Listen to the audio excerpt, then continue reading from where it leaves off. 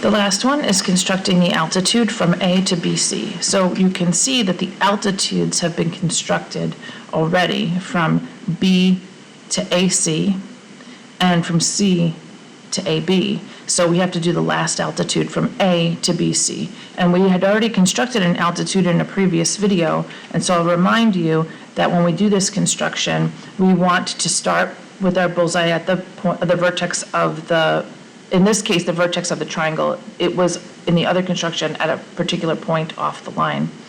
And so we're going to put our bullseye on that point, and then we're going to make an arc that cuts through the opposite side of the triangle.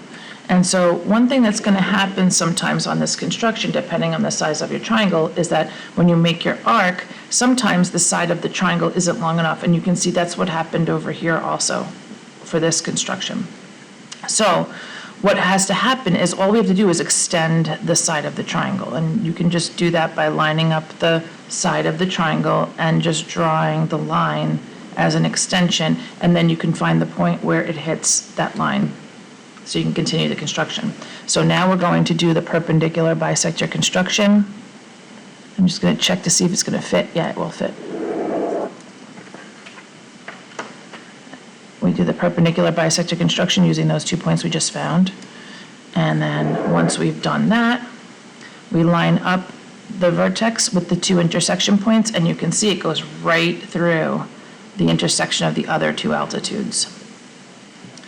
And this point, the concurrence of the altitudes, is called the orthocenter. Little mistake. Orthocenter. So that's the construction of the orthocenter, which is the concurrence of the altitudes.